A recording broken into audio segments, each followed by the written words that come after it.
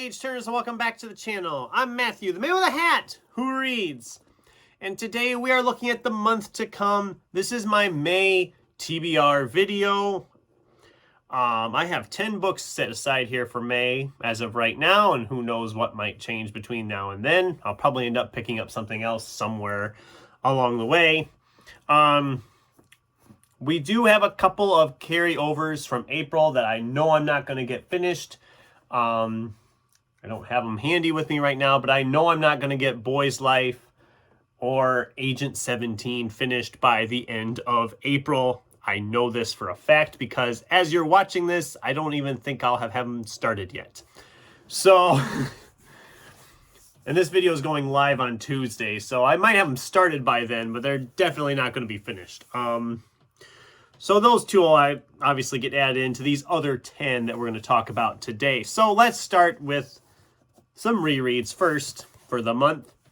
We're continuing on with our Sandman Slim reread. This is book 5, Kill City Blues. And the first time we got the covers going like this now. Love the little art styling of the covers. Love that they have the little rating down there in the corner, which you probably can't read. But essentially it says, contains hellfire, gunfire, and all manner of kicking action. I don't know if I can say that on there. So I've been enjoying this reread so far. And if I remember right, this is kind of where the series gets to be 5 stars for me again. They just get fun. We've gotten through all the buildup that we've been doing. Like the first 4 books are kind of their own story. And then they kind of go into some more like a second arc almost. At least I think that's how it is. I've been taking notes because I'm going to do a whole video about the series when I'm done. But I'm enjoying this reread, and I can't wait to dive into the next one here. And then we have a book that I know I read, and I gave it 5 stars back in the day. But I don't remember it at all, so I don't know how good a sign that is. But this is Adam Sternberg's Shovel Ready. I love, again, nice simple cover. I remember liking this, but I don't remember anything about it. It's fairly short. It moves really quickly. I think I read it really quickly last time I read it.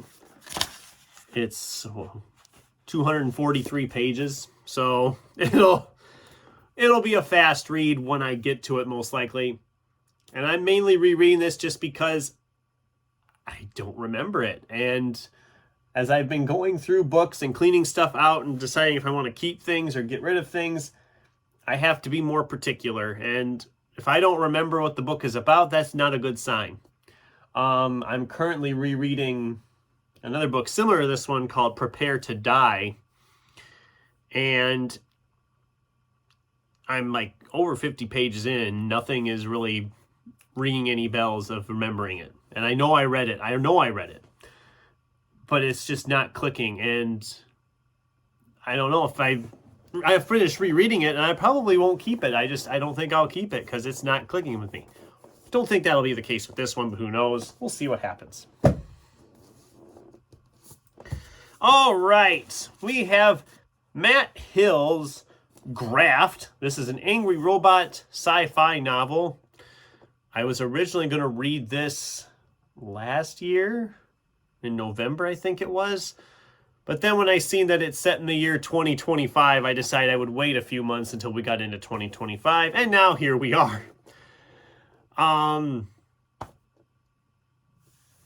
Let's see here. Guy steals a car, and there's a voiceless 3-armed woman called Y. She's had her memory wiped, has no idea who or what she is, and someone waiting in the ruined city expects her delivery at all costs. It's a sci-fi novel. It's Matt Hill. I've never read the author before. Oh, wait, did I see that right? This is one of those books that has really long chapters. Page 403, you're only on chapter 18. It's like 450 pages, roughly. Just shy of that. So, who knows how long this will take. Who knows? It's been sitting here a while. I've been trying to thin out some of these that have been here a while, as you know. This one hasn't been here that long. cat makes fun of me because I'm always behind by like a book on this series. But this is Tides of Fire by James Rollins. And I've said, I wait for these to hit the mass market paperbacks because I have them all in that size, which is why I usually don't get them until a year after everybody else has already read them. And now at this point, it's even longer. They've already read, was it Archangel's the newest one? They don't even list Archangel in here. Come on, where is it? I know it's in here somewhere. Oh my God, is this the first time we didn't tease the next book? Oh my God, we didn't tease the next book. I know there's a new one out already that they've already, I think, read called Archangel, or maybe it's coming. I don't know. I just know I'm excited to get back to this. This is like the, 12th book in the Sigma Force series. And I have really, really enjoyed this series. I'll probably be picking this one up before Graft, because I want to get this read because I am planning to do a James Rollins themed video at some point in May. So I want to get that read so I'm essentially caught up. Ray Bradbury's A Medicine for Melancholy and Other Stories. A short story collection of Ray Bradbury. I mean, you can't really go wrong there. This one's been sitting here for a while. It's just over 300 pages, short story collection. I'm sure there's going to be some sci-fi, some horror, some fantasy, just some casual everyday type stuff, because that's a Ray Bradbury story collection. I'm excited to read this one. Should probably go along pretty well.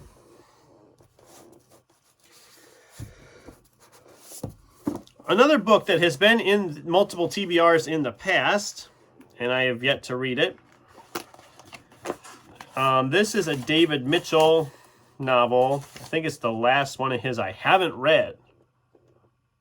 Nope, I never read Number 9 Dream either. The Thousand Autumns of Jacob Dezoit. I don't know for sure the pronunciation, but I was a huge fan of Cloud Atlas. Loved that book so much. And some of the follow-ups he's written I really liked. I really liked Utopia Avenue. I really liked The Bone Clocks when I read it. Slade House I really enjoyed. Some of his earlier ones have not clicked with me as well. I did not care for Ghost Written. Black Swan Green was just okay. I don't know what I will think on this one or how I will feel. It says here, the one review says it's an achingly romantic story of forbidden love, a novel of ideas, of longing, of good and evil, and those who fall somewhere in between that confirms Mitchell is one of the more fascinating and fearless writers alive. It's gotten a lot of praise. It's essentially historical fiction with some romantic stuff.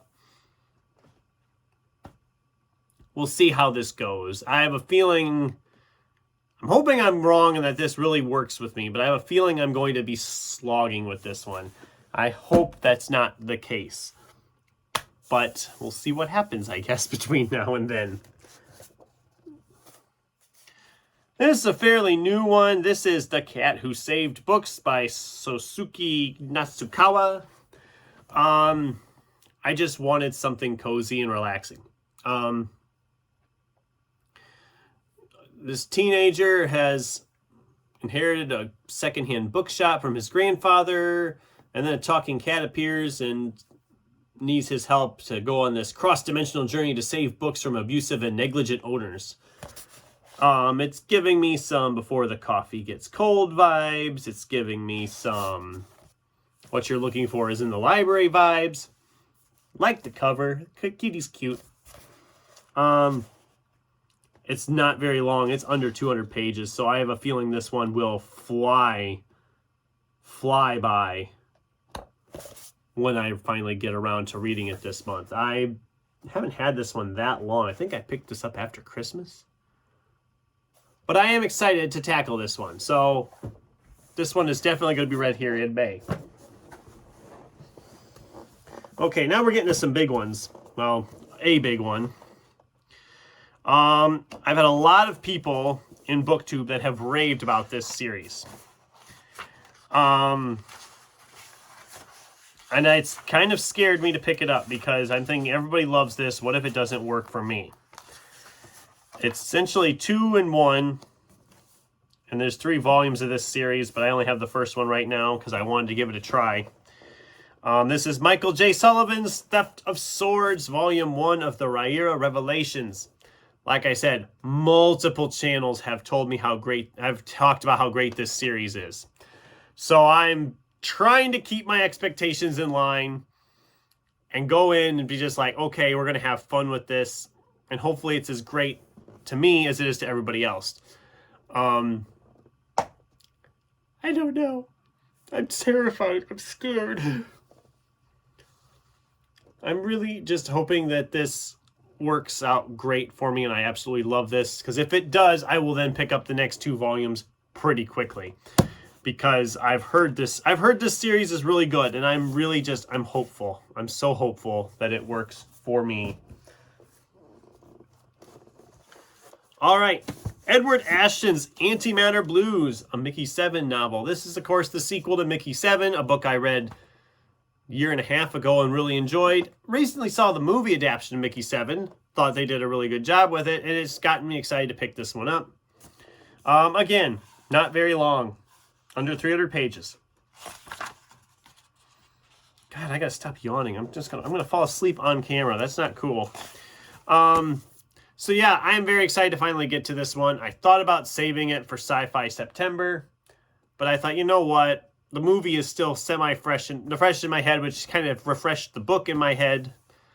I think I should tackle it now while it's still all fresh in my head. And finally, if I have time, this was a last-minute throw into the pile. But this, everybody has been talking about this. Everybody has been reading this. Everybody's been raving about this lately. I'm, of course, talking about Matt Dinniman's Dungeon Crawler, Carl. Everybody on BookTube has been reading this right now. Every time I log on to YouTube and see my subscriptions, somebody has this in the thumbnail or in the title. They're mentioning this book. They're talking about this book. They're raving about this book. I was going to wait a little while, but I thought, okay, everybody's talking about it now. They're getting me more excited to check it out. And so now here we are. This is obviously not high priority this month. I do want to get a lot of these other stuff read first. So this might not even happen in May, but I'm going to have it in the stack and we'll see. If something else doesn't work for me, or if I decide to put something off, we can pick up Dungeon Crawler Carl and go from there. And yeah, that's the TBR. Give me a second. I'll give it the money shot like I always try to, because I don't think it's too massive. I just have to restack the books. Da-da-dum, da-da-dum. Okay, money shot. Here it comes. Wow, I actually can fit it in the frame. That's impressive. Yeah, so 10 books I'm hoping to tackle in May, along with the 2 carryovers from April that I didn't grab for this video, but whatever. I've shown them before, and you'll see them in the April wrap-up when I talk about them there. But that's the video for today. I'd love to hear from you guys. What do you think? Are there any of these I should pick up and read earlier in the month, opposed to later? Have you read any of these? What did you think of them? Are any of these I should just toss out the window right now and not even bother with? And what are you hopefully planning to tackle in May for your reading? I'd love to hear from you in the comments down below. Thanks for watching, and until next time, keep turning pages.